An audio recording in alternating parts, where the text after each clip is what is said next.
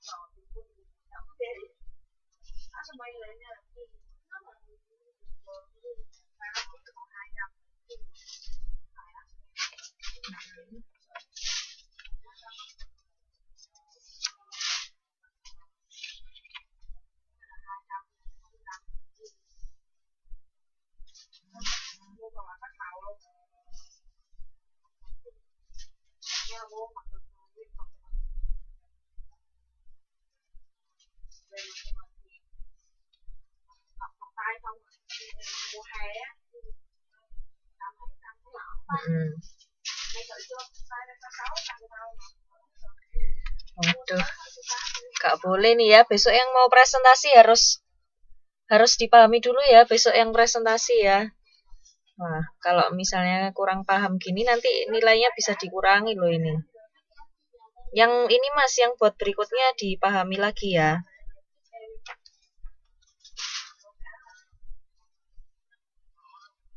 Mm-mm. Iya, harusnya memang 2 orang. Iya. Ya, oke. Ya, sambil di ini Mas dipahami yang selanjutnya ini saya jelaskan dulu ya. Jadi ini seperti yang udah disampaikan tadi media cetak ini. Yang pertama ini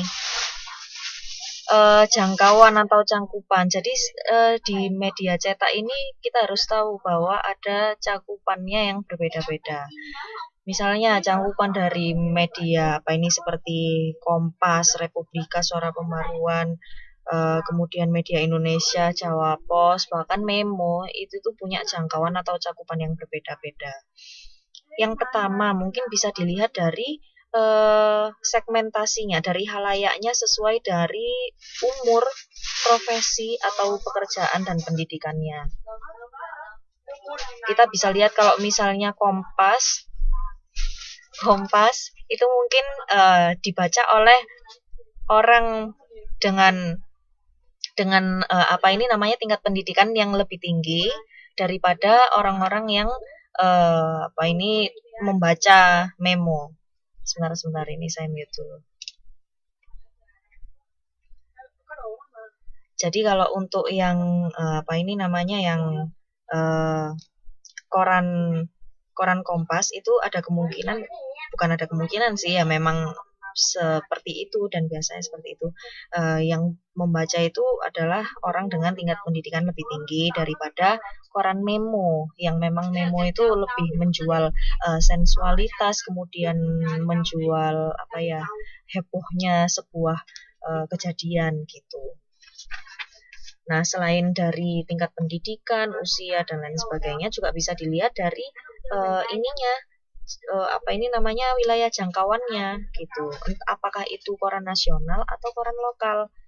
Seperti Kompas itu tuh adalah koran nasional. Jadi satu koran itu bisa dibaca oleh yang disampaikan yang apa ini terbitkan di Jakarta bisa juga dibaca di Papua misalnya, atau dibaca di Surabaya, atau dibaca di Kalimantan. Itu adalah sama, itu yang namanya wilayah jangkauan nasional. Tapi kalau Jawa Pos dengan radar-radarnya itu hanya bisa dibaca di daerah-daerah tertentu, seperti misalnya radar Bojonegoro yang hanya bisa dibaca oleh orang-orang di Bojonegoro, kemudian Tuban dan Lamongan. Dan kalau radar Surabaya ada nggak ya Radar Surabaya, dan radar-radar lainnya itu biasanya dibaca oleh orang-orang dari wilayah tersebut. Nah itu biasanya wilayah jangkauannya lokal gitu. Nah terus surat kabar yang pinggiran atau yang metropolitan itu juga beda gitu, dan jumlah jumlah pembacanya juga bisa beda gitu. Nah setelah dilihat dari pinggiran atau metropolitannya surat kabar itu juga bisa dilihat dari hariannya ini kecil atau besar. Ya bisa kita bandingkan kalau misalnya koran Memo sama koran Kompas lebih besar yang mana. Nah, kita bisa lihat dari situnya gitu. Nah, untuk merencanakan sesuatu kita juga harus memperhatikan itunya juga. Kalau jangkau memang mau produksi apa barang-barang yang hanya dibeli oleh orang-orang yang dengan segmentasi low end, maksudnya yang low low ekonomi. Nah, itu berarti mungkin bisa diposkan di yang Memo. Kalau misalnya yang ingin yang tinggi ya berarti di Kompas atau Jawa Pos atau lainnya gitu.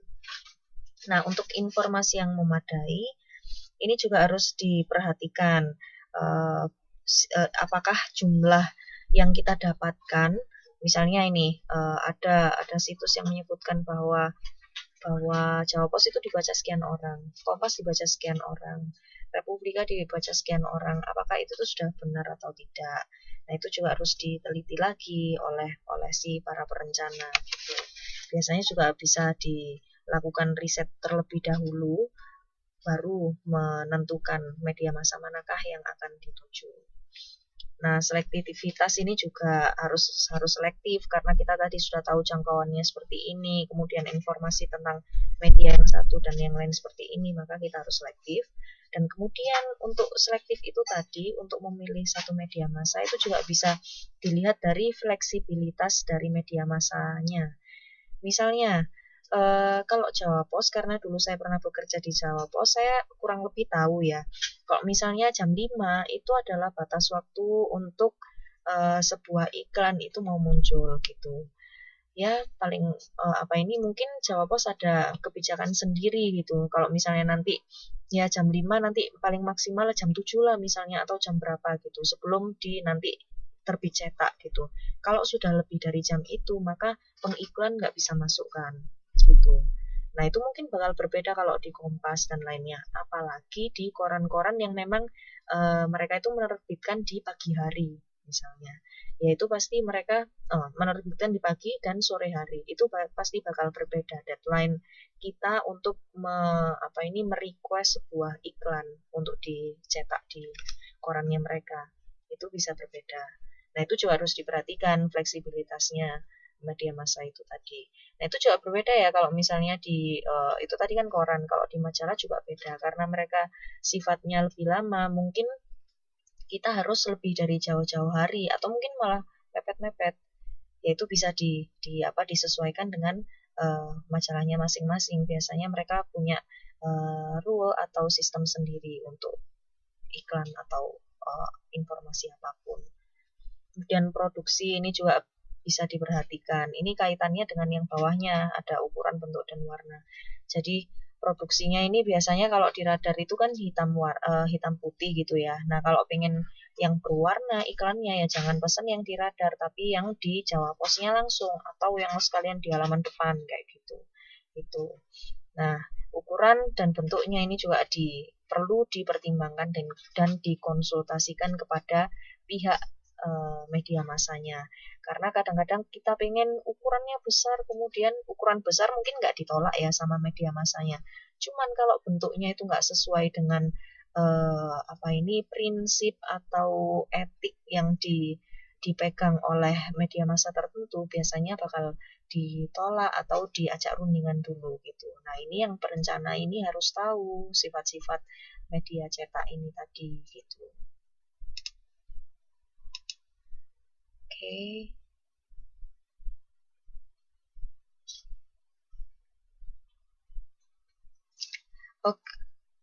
Oke, ini yang berikutnya adalah karakteristik yang lain yang televisi.